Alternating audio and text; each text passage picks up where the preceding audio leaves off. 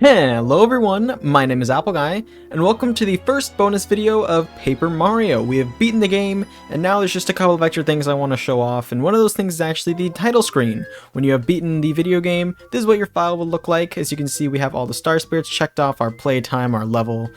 There is actually nothing you get for beating the game. Once you see the fireworks end screen, that is what you see. If you load your file a second time, you will be here in Bowser's Castle. And there is no way to quick travel back, meaning, in order for me to continue with showing off everything I need to show off, I'm gonna have to manually walk all the way back to the start and get back into the star car to take us back down to the actual planet. So, I'll be back. Alrighty, not only did I make my way here, but I also recorded all of the footage I need for the bonus video that's coming out next, the bonus video episode 2. Not this bonus video, but another one. Anyway, you can go through this cloud car sequence once again to return to Star Haven, and then from here you are able to return to Toad Town as you please. You would want to do this if you were low on items, you needed to level up, something of that sort. Nothing has changed that I'm aware of now that you've gone through most of Bowser's Castle. And obviously, as I mentioned at the start of the video, the game doesn't even really acknowledge that you did beat the game, because you do have to just turn off your console. So don't expect there to be like a thank you party or anything. I will say I am incredibly enticed to do some sort of code to make it so these gosh darn enemies will leave me the heck alone. Just because I do need to get back to Toad Town to do the thing for today's video.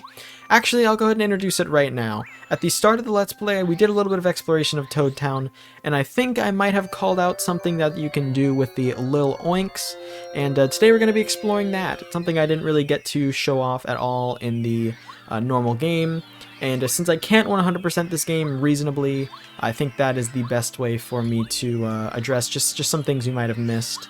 Ultimately, I am a little upset that I did not 100% the game. However, that would be forever to track down every star piece, every Chuck Quizmo quiz, all of that stuff. So I just want to show you guys that they do in fact exist, something like Chuck Quizmo and something about hidden star pieces. And that way from there you can, if you're playing along with me or if you decide to play this game, you can search for those yourself or you can look up a text guide. I think those would be a lot better for these sorts of things. There's also the post office. You never went to the post office. We should do that. Alright, let's go ahead and take care of that really quickly. We can talk to the postmaster. Shy Guys stole a full bag of mail from us. We failed our duty. Come rain or sleet or snow or Shy Guys, we're supposed to deliver no matter what. Whatever can we do? Give him the mail bag. Something we never did in the real game. Oh, that's it. That's it. The bag. Thank you, Mario. You'll never know how many people will be happy to get mail. Let me give you a small thank you gift. A star piece. Right, of course he is also Parakarry's boss, so there were a bunch of letters we were supposed to deliver in the items section. Key items, yeah, we've got letters to Merlin and Merlot and Feisty and the Nomada Mouse and Goompapa and Igor. Lots of places we could visit letters. You get star pieces for these, so you can show that. You can do that if you so choose. Anyway, let's go to play some Lil Oinks, alright? It's not really gambling, but I mean, it is a game of luck. Let's go ahead and have this Toad see if he has anything to say. I love Lil Oinks. Love them. You want to learn about them? Sure, but can you explain in a normal voice? Lil Oinks are timid and mysterious creatures that hatch from eggs. They spook easily and will run away if you approach them. Observe them from out here. There are many breeds of Lil Oinks. They're very easy to tell apart. White ones, black ones, even gold and silver ones. If you're curious about the breed of newborn Lil Oink, come over here to talk to me. I wish the world were full of Lil Oinks. That would be grand. So we can go here and hit this to pay 10 coins to get a Lil Oink egg to come out. It will go there. We can buy a handful of them. We have to go here and wake it up. What is that? I think that is a white one. It's a white Lil Oink, so pale and dainty. That is the most common one. There are a bunch of different breeds of Lil Oinks that you can find. Here we go, we got another white one. They're the most common, so that explains it. Anyway, we can go in here, help them hatch. And then if we were to come over here and enter the cage, they would scare away, because that's what they do. Anyway, so what we can do is actually this cage can only hold 10 Lil Oinks. So if we were to come here and hatch 10 Lil Oinks, or 11 actually, we'll get an 11th one to come out, we can see that they are in fact going to run away. Is that also a white one? That looks like a very different white one. It's a pink Lil Oink, okay?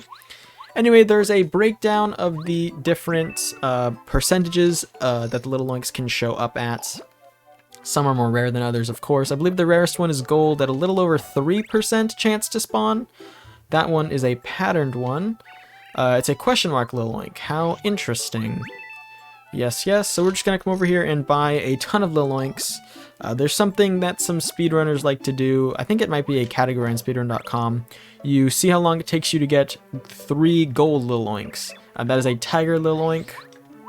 Alrighty, you can just come over here. They're a big money cost. They cost a lot of money to get into the Lil Oink game, so it is no surprise that some people choose to avoid them. That's another question mark Lil Oink. Okay, hatch this one. Does take a very long time to run back and forth as well, and this is not at all required. In fact, there's not even much you can get from this. You get items. That's another tiger Lil Oink. So each Lil Oink, when they run away at the end of a session, have a chance to leave behind an item. And when they leave behind said item, you can choose to claim it, or you can buy another Lil Oink and they will, you know, replace the item. It's a very interesting way to handle this. It kind of feels unnecessary. Let's see what the sign says. Does that actually have the breakdown? Lil Oink farm, pay 10. Yep, okay. 10, maximum 10, 11 one leaves. First will leave. Okay, right. So when there's 11, the first one will leave. That's a black Lil Oink. I don't think that one's too rare. I will have put the breakdown somewhere on the screen, by the way, when I was first introducing this, in case you're curious what the actual percentages were. So you can check that out, of course. That one is a flower Lil Oink? Yeah, okay. Here we go. What was my starting amount of cash? I don't even remember.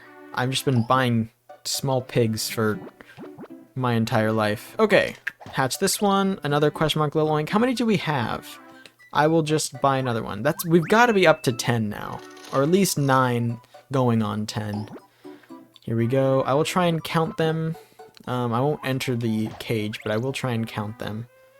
How many do we have? Okay, we've got 1, 2, 3, 4, 5. Oh, geez, they move.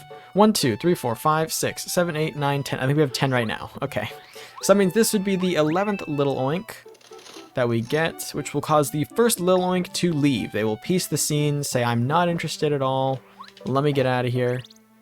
Alright, see, so that first one will leave, and they leave behind a fire flower. What is that Lil Oink we just have? Is that a silver one?